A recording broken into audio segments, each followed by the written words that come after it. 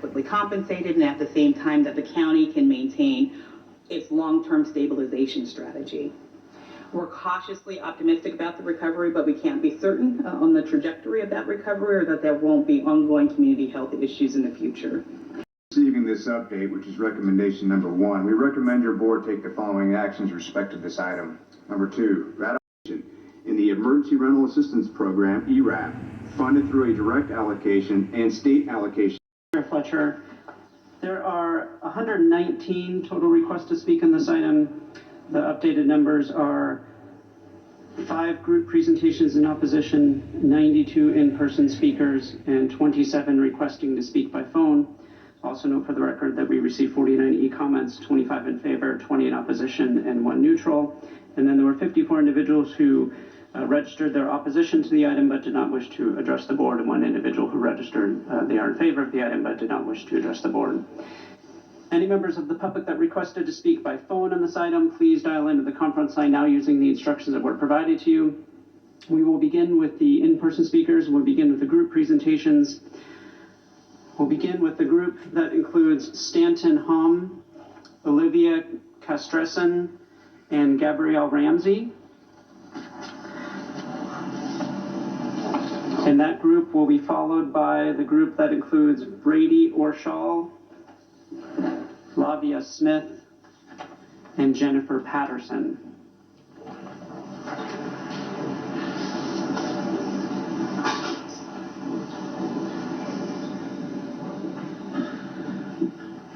For the group's benefit, you'll have 10 minutes to address the board. All individuals in your group must provide testimony during that 10 minutes. I'll ask each speaker to state their name for the audio record, and I'll ask you to self-regulate your time using the timer on the podium.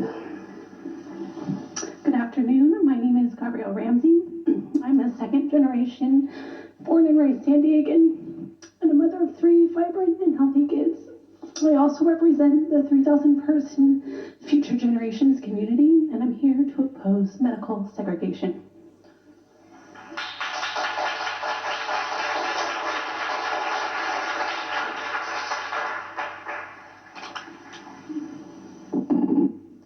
Hello, my name is Olivia Castrejon Solis, and I'm 11 years old. This past year and a half has been very difficult for me. First, my school shut down and my church closed. I had to move to virtual learning, and that was very stressful and dumb. I miss seeing my friends in person, and when I finally got to return to school, it was only for 2 half days a week. The rest of the week I was expected to attend Zoom classes, which were boring and made it hard to learn. When I was on the school campus, there were ridiculous measures in place. We could only walk in one direction around the school, no matter how many people were in the hallway, and that made the walk to the bathroom twice as long as usual. We had temperature checks before we entered the school, and there were plexiglass dividers everywhere. It didn't look like my school anymore. Plus, we had to wear masks the whole time except while eating. I could barely hear my teacher through her mask. I couldn't hug my friends or even see their faces. It made me very sad to keep 6 feet away from them. It was hard to breathe in a mask. I often felt lightheaded and nauseous while wearing one, but it seemed like my teachers in my school didn't care about my health. They wouldn't even accept my medical exemption. And masks don't even stop viruses from being transmitted, but they do cause headaches and other symptoms. And they put children at risk from bacterial infections, dental cavities, and high blood carbon dioxide levels. Also, kids are almost at 0 risk of getting seriously ill from COVID, so vaccines on children make absolutely no sense. And thank you for listening to me. Have a good afternoon.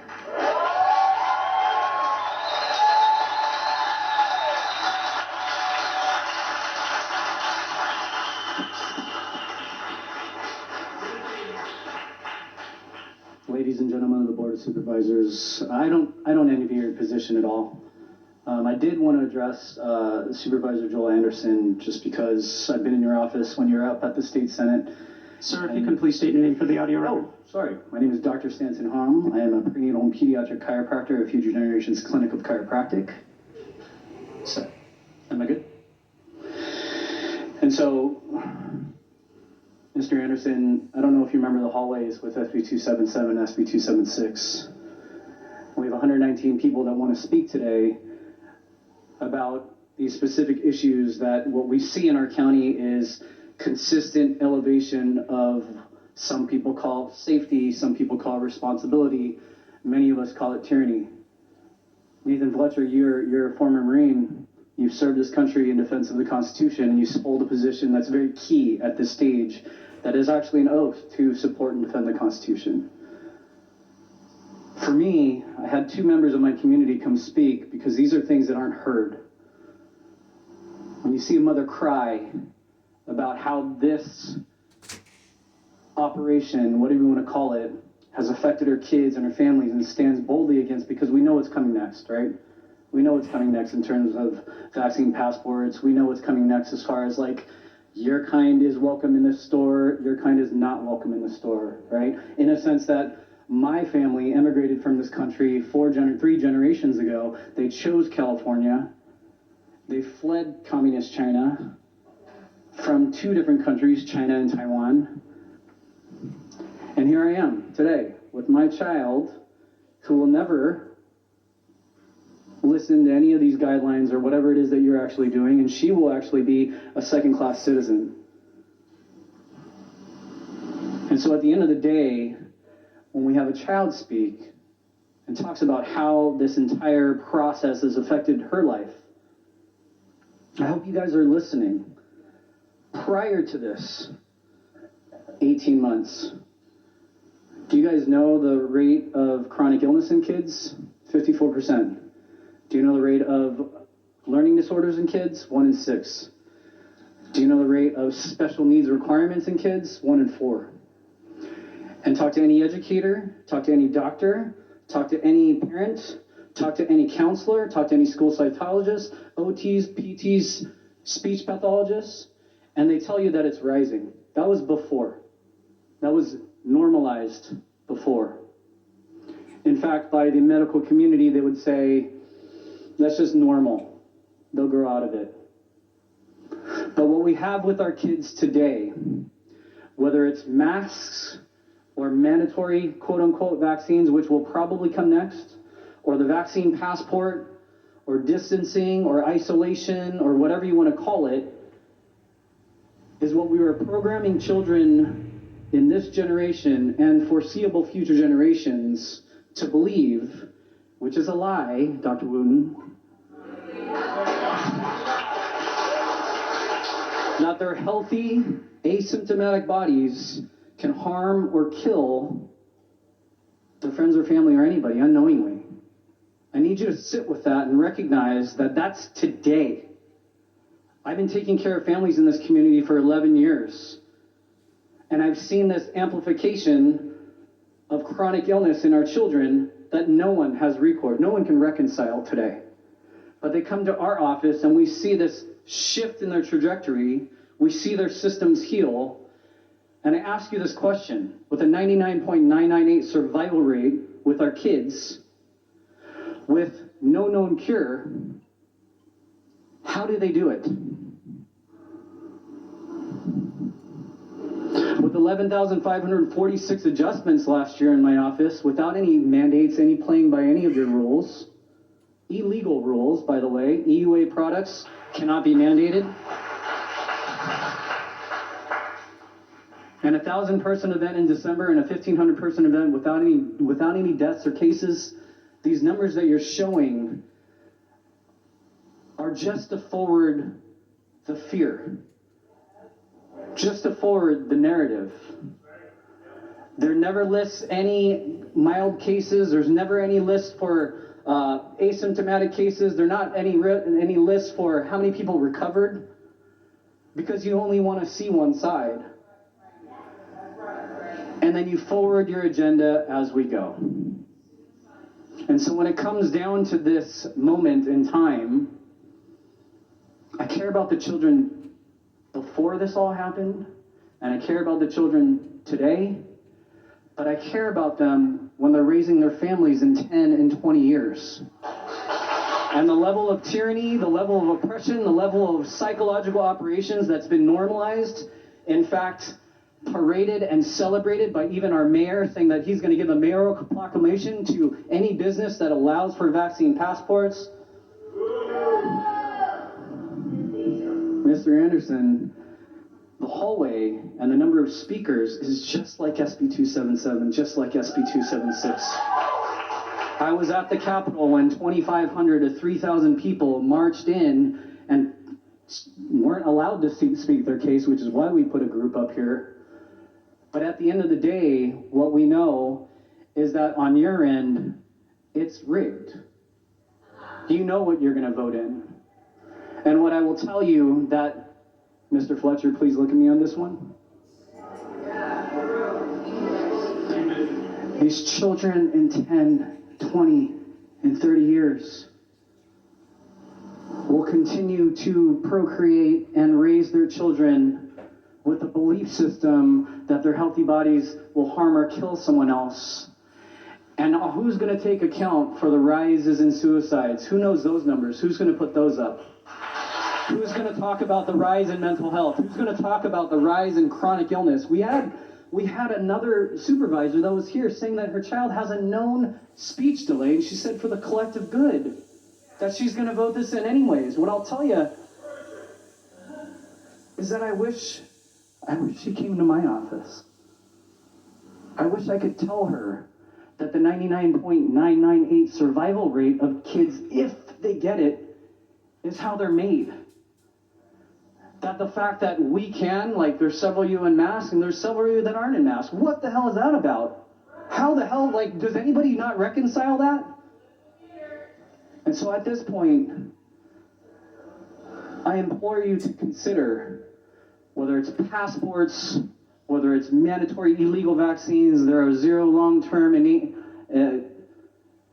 inert placebo-controlled trials for any vaccine, let alone this one, or it's distancing, lockdowns, or it's masks. Let's end the theater and save the kids.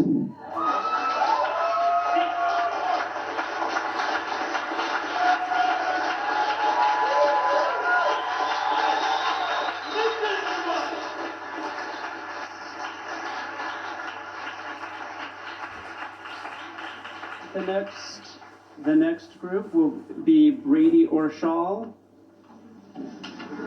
Lavia Smith, and Jennifer Patterson. That group will be followed by the group that consists of Mary Panek or Macy Panek, Cindy Paris, Joseph Weber, Kathy Neubauer, Julie Holm, and Jocelyn Paris.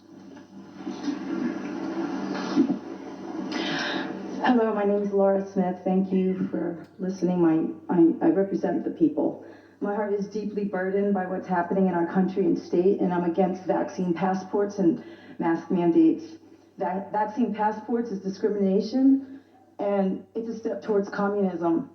I am frustrated and pissed off at our city, America's finest city, that you all support masks and vaccine passports for a virus that has a 99.96% survival rate. The talk of vaccine passports is not about our health, it's about power and control. We the people should have the choice. We live in America where our freedoms still matter. This mRNA gene therapy experimental vaccine should never be a mandate. Even China has not formally mandated the COVID-19 injection. Why are we? The vaccine is only approved for emergency use and not FDA approved. And forcing everyone for a virus that can't be controlled through a vaccine is un-American, I think. And it's 40% effective, and it doesn't stop transmission or give immunity. And even the CDC director, Rochelle Walensky, admitted earlier in the month the COVID-19 jab doesn't prevent transmission, especially the Delta variant. What is the point of these mandates? Except to destroy the lives of San Diegans. We are being threatened with our jobs, of entertainment and sporting experiences if we don't take the jab. The COVID jab is an experiment, and vaccine makers have 0%, zero liability, and there's zero data what the long-term effects are going to be. According to VAERS, there are already 585,000 severe adverse reactions and 12,000 deaths, and that has doubled since I spoke 2 months ago. Even the H1N1 vaccine ceased after 45 million injections because 51 people died. 51! And 12,000 people have died in 6 months. Why are we still administering these injections? 15 days to slow the spread has turned into the most damaging 18 months to keep it going. We've been lied to, coerced, manipulated, and no one is being accountable for the damage that has been done to our city. Masks do not work against COVID, and the lockdowns have done more harm than good. Our kids are suffering. Children's Hospital is inundated with depression and suicide attempts. We simply cannot stand by and allow politics to matter more than the people. It must stop.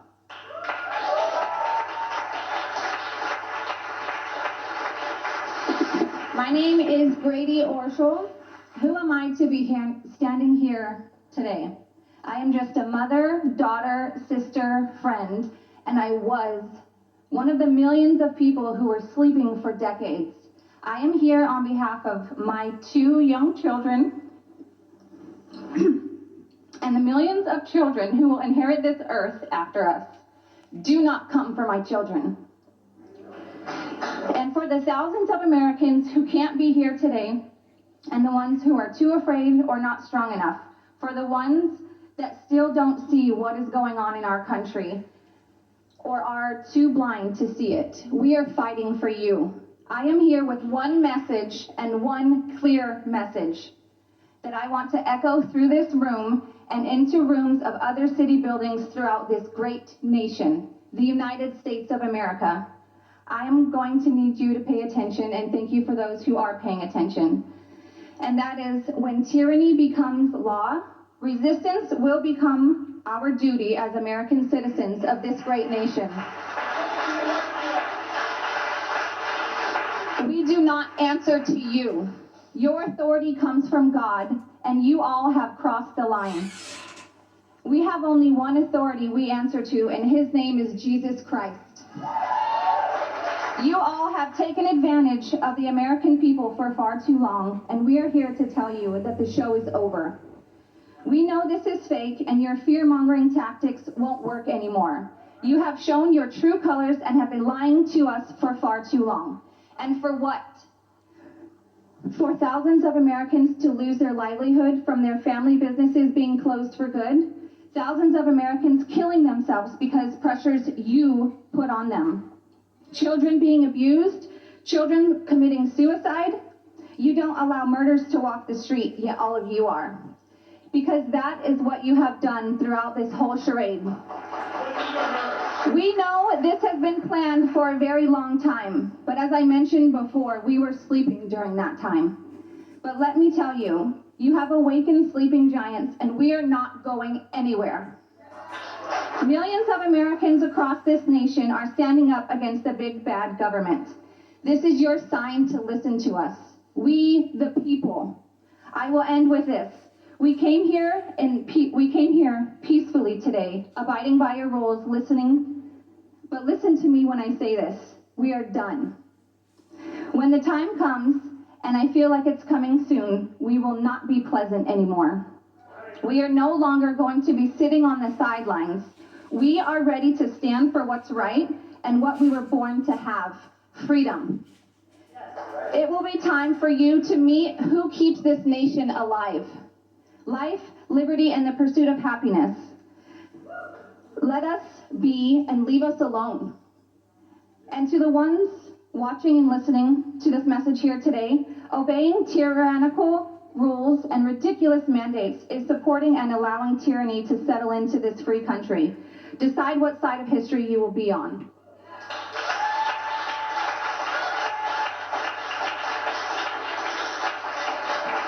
Hello. My name is Jennifer. I'm a registered nurse. I'm a pediatric registered nurse for the past 8 years. I have sacrificed precious time away from my family to care for the most in need, even if that meant sacrificing my own health and safety. Nurses have been running into danger for the past 18 months when no vaccine was available.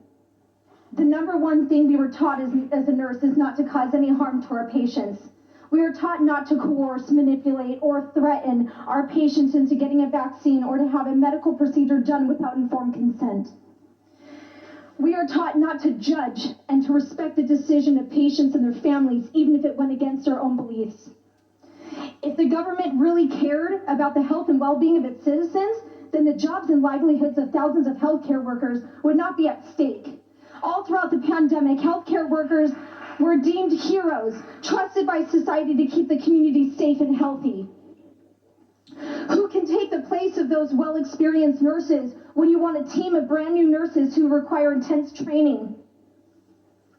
We are still in a pandemic. There's no time for that. Most of the things nurses learn is through experiences, not school. If the government really cared about its citizens, then it would care that the second leading cause of death in ages 10 to 34 years of age is suicide. As a pediatric nurse, I am a mandated reporter. All of you guys are muzzling and abusing our children day in and day out. You are the ones I should be reporting. I have another speech because I have enough time. I had enough thoughts and opinions on my mind that now that I have enough time, I'm going into my second speech. My name is Jennifer once again. I've been a pediatric registered nurse for the past 8 years, despite what other groups have called me online, which is an idiot and an actor that wears scrubs. I promise I never took an acting class in my life. Instead, I chose a career that fulfills me more than anything, taking care of my fellow citizens. Throughout my 8 years, I have seen countless children come and go, being cared for by the best healthcare system I once knew. These children would have conversations with me about their home life and school and friends. That brought joy to my life. That sadly has come to an end. I no longer hear children excited to go back to school. Instead, I hear them begging for behavioral health therapy. Over the past 18 months, I've noticed what used to be loving and friendly smiles have disappeared and been hidden behind these masks. Children, more than anyone, have fallen victim to your tyrannical agenda. These children are losing their sense of self. They are losing hope and faith. I hope we can come together and instill faith back into the community, that we still have leaders that will do the right thing. Let me remind you, this is not a right or left issue, this is a freedom issue. You cannot muzzle the truth. You will not muzzle us or our children. Lastly, be the beacon of light that our children look upon for the hope of their future to be the best they can. God bless.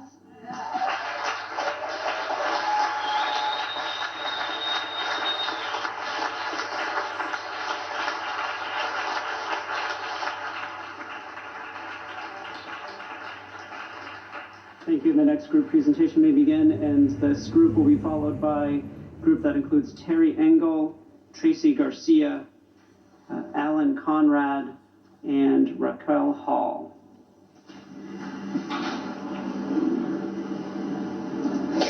Hi, my name is Jocelyn Paris, and I oppose the local emergency.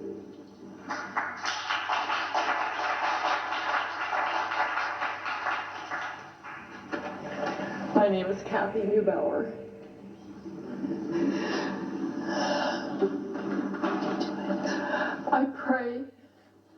I pray for all of you every day. I pray that you know your Lord and Savior. What you are allowing to happen is unspeakable. Do you know what depression is like? Do you know what suicidal depression is like? I do. I've been there. But you know what? I only answer to one person, and he's my hope.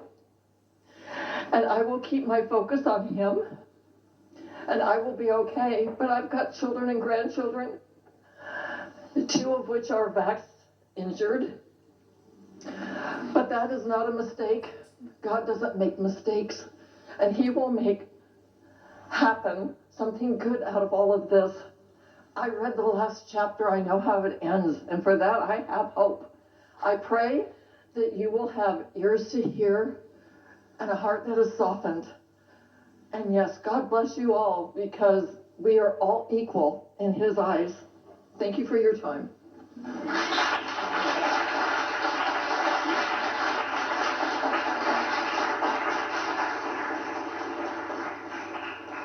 I'm Julie Holm. I live in Chula Vista. Department of Homeland Security retiree after 35 years, 7 months, and 10 days. Vietnam conflict era veteran.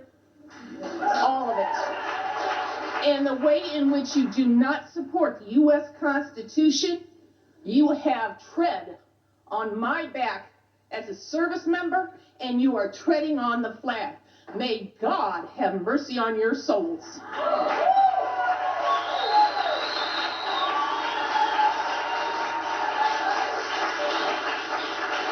Good afternoon. I'm Mary Kay Panic from Bonita, and I totally disapprove of this